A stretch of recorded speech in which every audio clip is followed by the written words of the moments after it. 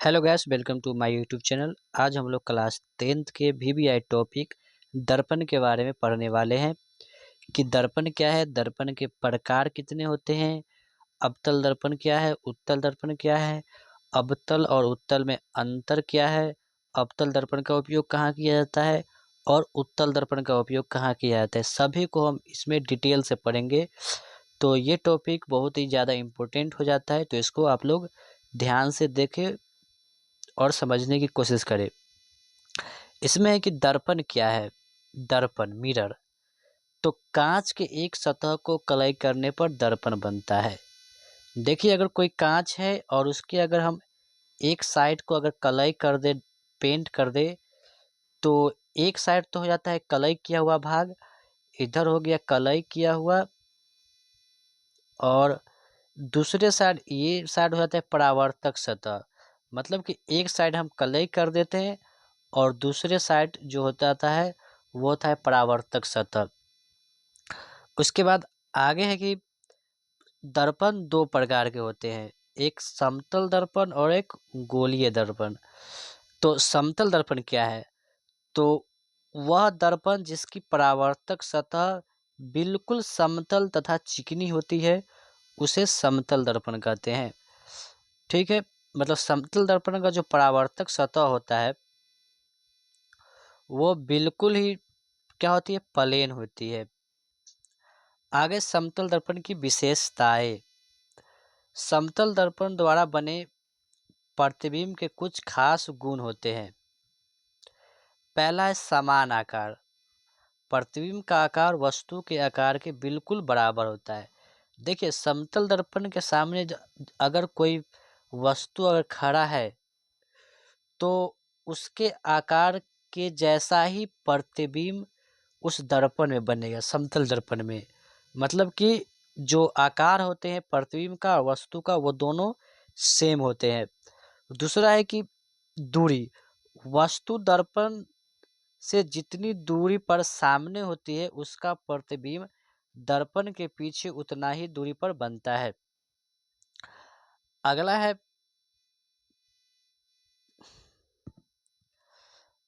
है कि आभासी और सीधा। तो इससे बनने वाला प्रतिबिंब हमेशा आभासी और सीधा होता है, इसे पर्दे पर प्राप्त नहीं किया जा सकता है। देखिए, जो समतल दर्पण होता है उससे प्रतिबिंब है वो आभासी बनता है और सीधा बनता है। अगला विशेषता है पार्श्व परिवर्तन। पार्श्व परिवर्तन, तो पार्श्व परिवर्तन क्या होता है? इसमें दायां भाग बायां और बायां भाग दायां दिखाई देता है। जैसे दर्पण में देखने पर आपका दायां हाथ बायां प्रतीत होता है।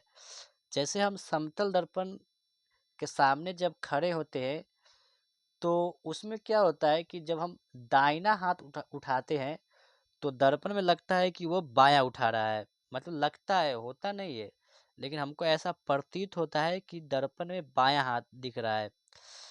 इसको जैसे हम ऐसे समझ सकते हैं कि देखिए,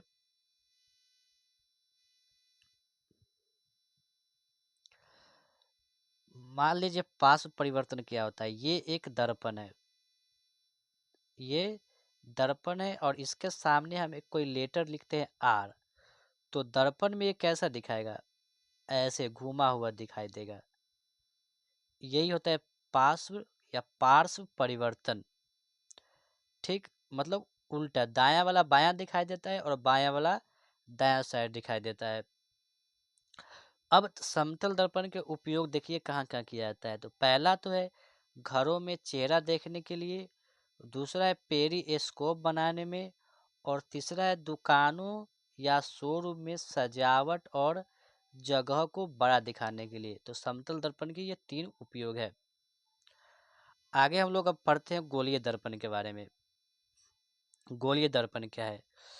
तो जिस दर्पण का परावर्तक सतह किसी खोखले गोले का भाग होता है उसे गोलीय दर्पण कहते हैं। मतलब कि जैसे समतल दर्पण में हम लोग पढ़े हैं कि जो परावर्तक सतह होता है वो समतल होता है, तो उसे समतल दर्पण कहते हैं। लेकिन गोलीय दर्पण में क्या होता है कि जो परावर्तक सतह होते हैं वो पूरा समतल नहीं होता है, इसमें किसी खोखले गोले का भाग होता है। मतलब कि जो परावर्तक सतह होगा वो इसमें समतल नहीं होगा, गोलाकार होगा, मतलब खोखला गोले के एक भाग होता है, तो उसे ही गोलीय दर्पण कहते हैं। गोलीय दर्पण जो है दो टाइप्स के हैं, पहला है अवतल दर्पण और दूसरा है उत्तल दर्पण। अब हम बारी बारी से इसके बारे में पढ़ेंगे।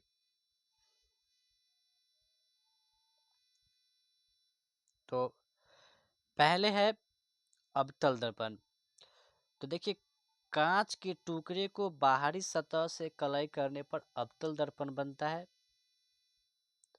जैसे कि यहाँ पे चित्र में दिखाई दे रहा है कि ये कोई कांच हो गया, इसको जब हम बाहरी सतह से पॉलिश करते हैं या कलई करते हैं या रंजित करते हैं तो यह अवतल दर्पण बनता है। तो ये साइड तो जो साइड क्या है उभरा हुआ है, ये साइड बाहरी सतह से हम इसको कलई किए हैं, कलई किया हुआ भाग है, और ये साइड ये हो जाता है परावर्तक सतह। परावर्तक सतह मतलब जिस पर प्रकाश पड़ता है वो परावर्तक सतह होता है। तो अवतल दर्पण का परावर्तक सतह अंदर की ओर धंसा होता है। तो इसकी यहाँ पे देख लीजिए, इसका जो परावर्तक सतह है वो अंदर की ओर धंसा हुआ है। ये हो गया अवतल दर्पण। उत्तल दर्पण क्या होता है? तो कांच के टुकड़े को भीतरी सतह से कलई करने पर उत्तल दर्पण बनता है।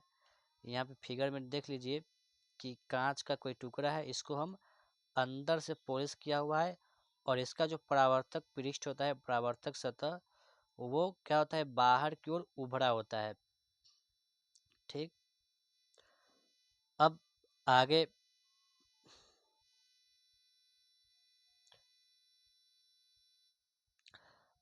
हम लोग देखेंगे कि अवतल दर्पण तथा उत्तल दर्पण में क्या अंतर है। तो फर्स्ट पॉइंट है कि कांच के टुकड़े को बाहरी सतह से कलई करने पर अवतल दर्पण बनता है, और उत्तल में है कि कांच के टुकड़े को भीतरी सतह से कलई करने पर उत्तल दर्पण बनता है। ठीक है, दूसरा पॉइंट है कि इसका परावर्तक सतह अंदर की ओर धंसा होता है, और उत्तल में है कि इसका परावर्तक सतह बाहर की ओर उभरा होता है। सही बात है। अवतल दर्पण में वास्तविक तथा काल्पनिक दोनों प्रतिबिंब बनता है, उत्तल में केवल काल्पनिक प्रतिबिंब बनता है। अवतल दर्पण को अभिसारी दर्पण भी कहा जाता है, और उत्तल दर्पण को अपसारी दर्पण भी कहा जाता है। तो ये चार गो अंतर है, ये बहुत ही इंपॉर्टेंट है, ये 2 नंबर में पूछ सकता है और पूछे हुआ है क्वेश्चन बैंक में। आप लोग देख सकते हैं कि अवतल दर्पण तथा उत्तल दर्पण में अंतर लिखे, ये पूछे हुआ है। अगला है कि अवतल दर्पण का उपयोग कहाँ कहाँ किया जाता है। तो दाढ़ी बनाने में, दंत चिकित्सकों के द्वारा वाहनों के हेडलाइट में, टॉर्च सर्च लाइट में, सौर भट्टियों में, सोलर कुकर में। और उत्तल दर्पण का उपयोग कहाँ किया जाता है? तो वाहनों के साइड मिरर में, एटीएम मशीनों में, स्ट्रीट लाइटों में, ये इसका उपयोग हो गया। तो हम लोग दर्पण के बारे में अच्छी तरीके से जान गए, फुल डिटेल।